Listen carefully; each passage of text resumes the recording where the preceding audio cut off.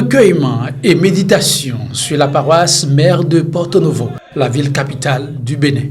Bon nombre de paroisses de l'église du christianisme céleste ont connu dimanche la grande ferveur des jours de culte.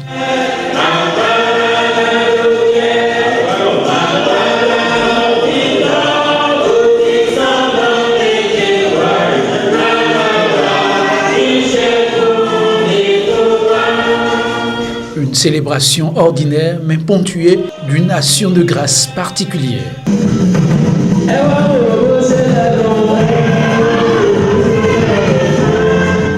Action de grâce du président du Conseil national du patronat du Bénin. Représenté à l'occasion, Sébastien Adjavon demande à ce que gloire et louange soient rendues à l'Éternel. Il a reconnu la main forte de l'Éternel Dieu qui l'a accompagné, qui l'a protégé durant ces événements. Et il a dit qu'il faut rendre grâce à Dieu. C'est une très bonne intention, celui qui reconnaît les bienfaits de Dieu et qui a voulu quand même le remercier par des actions de grâce. Je crois que celui-là, Dieu va toujours l'accompagner. Et nous prions pour lui, que Dieu l'accompagne durant toute sa mission et qu'il soit un bras fort pour lui dans tout ce qu'il va entreprendre et qu'il le rehausse, qu'il le protège. Outre sa personne, la nation béninoise a également été au cœur des intentions de prière. Le président Sébastien Adjavon a voulu il a demandé de prier pour le pays, pour l'unité, la cohésion, l'entente dans le pays. Nous avons prié aussi pour le pays, nous avons prié pour le gouvernement et nous avons prié pour le chef d'État pour que Dieu les accompagne dans leur mission. Dans les tout prochains jours, l'initiative sera une nouvelle fois rééditée, mais au niveau d'autres confessions religieuses.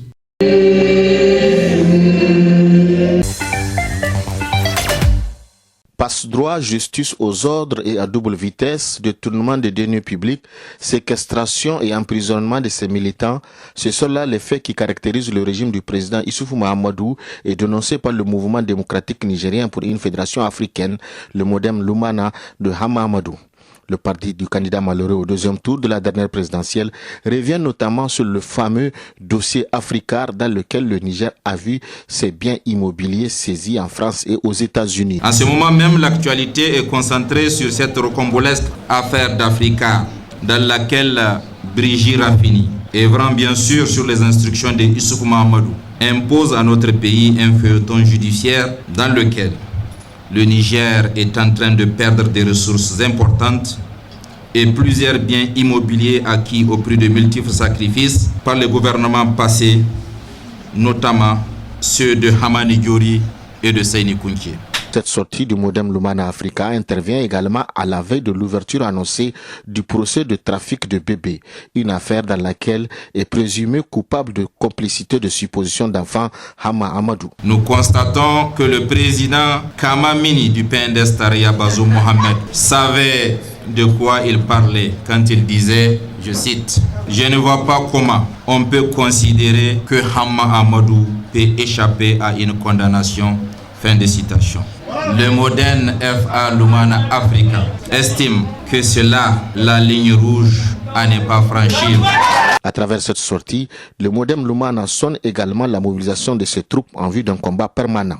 Pendant ce temps, son leader Hama Amadou se trouve en exil à Paris depuis sa libération avant le second tour de la présidentielle en mars 2016 pour des soins. Plusieurs militants du parti sont toujours en prison depuis plus d'1 an pour l'affaire dite de tentative de coup d'État. The Best Minister Award goes to معالي أوا ماري كولزاك وزيرة الصحة بجمهورية السنغال.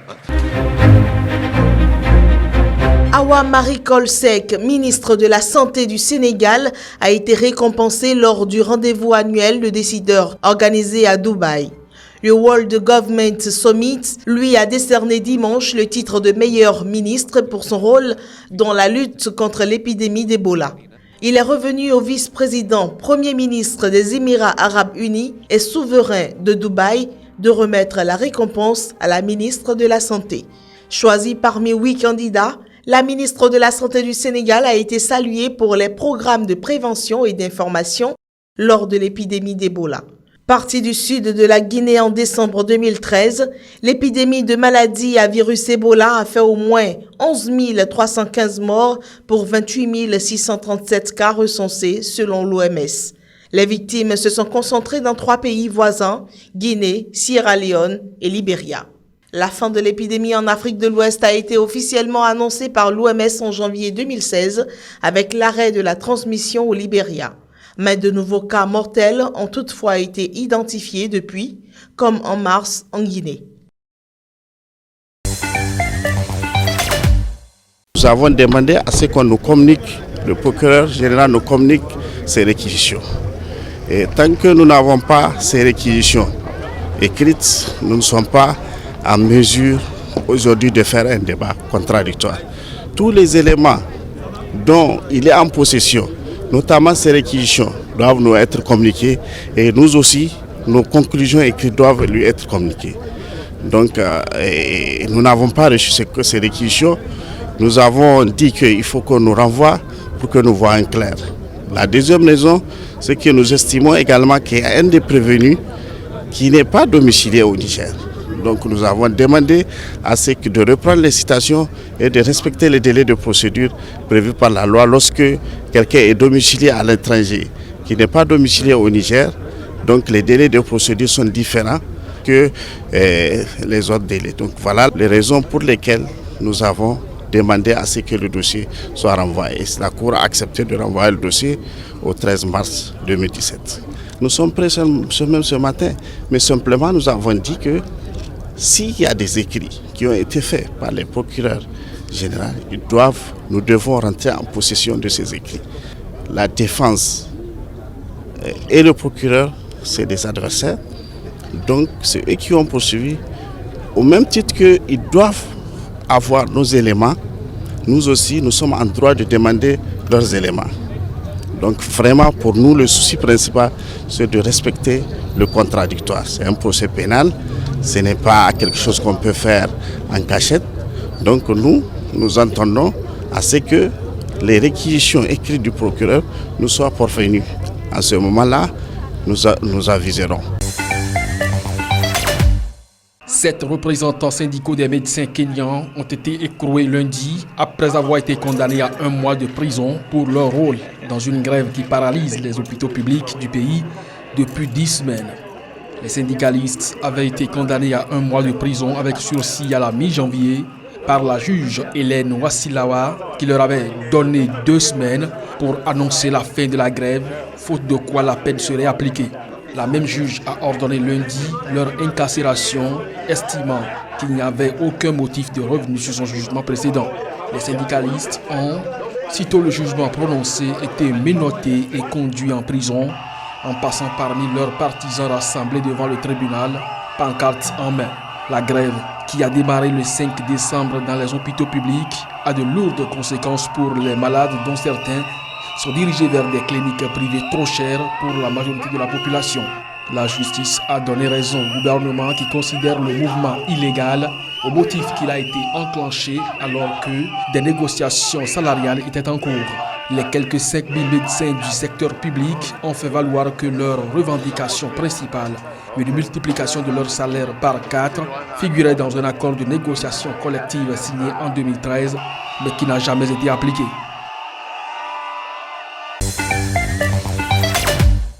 Une nouvelle qui vient rassurer les Nigérians qui, dans le passé, voient en leur président Muhammadu Buhari un homme dans l'incapacité de diriger le Nigeria suite à sa convalescence. Entre-temps, des rumeurs faisaient état de son décès dans la capitale britannique. En effet, le président Muhammadu Buhari, depuis sa résidence de Londres, s'est entretenu au téléphone aux environs de 15h45 dans la journée de ce lundi 13 février avec le président américain Donald Trump. Les deux hommes d'État ont échangé sur des points portants sur la sécurité, la diplomatie et l'économie. Le président américain n'a pas hésité d'apporter son soutien dans le cadre de la lutte contre Boko Haram, nous a confié un proche collaborateur du président Muhammadu Buhari, Garba Shehu, qui est le porte-parole du chef de l'État nigérien, joint au téléphone depuis Londres.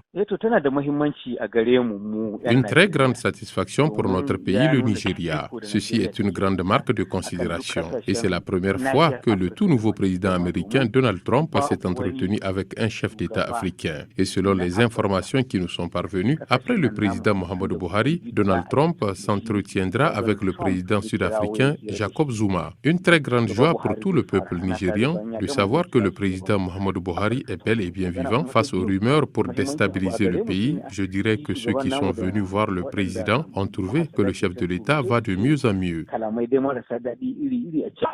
Les médias locaux au Nigeria sont sollicités par les autorités de ce pays pour véhiculer et diffuser des messages d'apaisement et surtout consolider cette union tant fragilisée par différents conflits. Au nord par Boko Haram et au sud par les Avengers du delta du Niger, dans un pays qui ne cherche qu'à se relever économiquement et retrouver sa place. Sur invitation de son homologue américain, le président nigérien Muhammadu Buhari se rendra dans les tout prochains jours à Washington afin de pouvoir échanger tête à tête avec Donald Trump sur les différents points abordés au téléphone.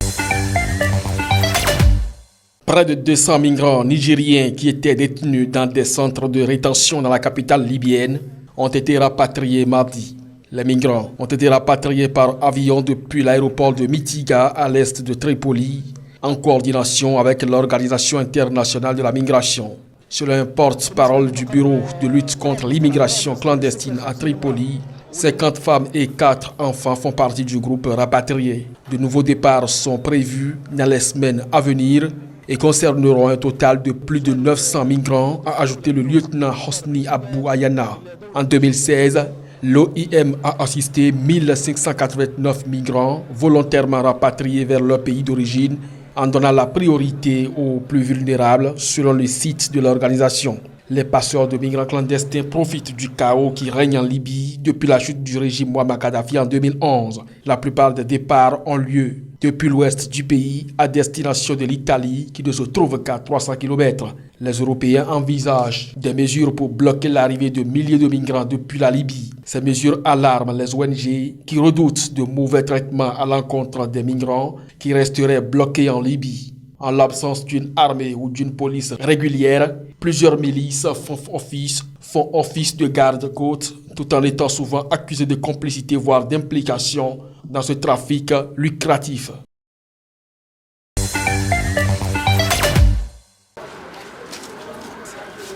La Saint-Valentin a été de par le monde célébrée le 14 février. Le Nigeria ne s'est pas fait compter l'histoire.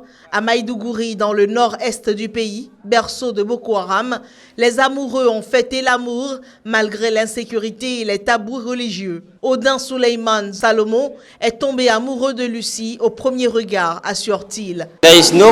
Il n'y a pas d'endroit où l'on ne peut pas tomber amoureux si quelqu'un vous aime.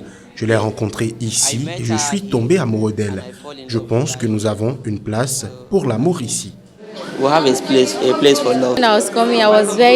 je suis arrivée ici, j'avais peur à cause de l'insurrection et tout ce qu'il se passait. Mais quand je suis arrivée, j'ai senti de la vie, trouver des gens qui s'aiment. Il y a de la joie et l'attention ici. Alors, ma peur s'est dissipée. La Saint-Valentin, c'est pour tout le monde, les chrétiens et les musulmans. Les chrétiens et les musulmans sont tous ici pour fêter la Saint-Valentin. Je veux être mariée à l'homme le plus merveilleux de la création de Dieu. Un homme qui va m'aimer, me chérir et m'adorer. J'aurai du temps pour mon mari, du temps pour mes enfants et j'aurai une belle maison. Ce 14 février, le studio de photographie ne désemplit pas. Même si la Saint-Valentin est loin d'être une fête traditionnelle dans le nord-est du Nigeria, où la majorité de la population vit sous la loi coranique de la charia, ce 14 février a été une journée de bonheur.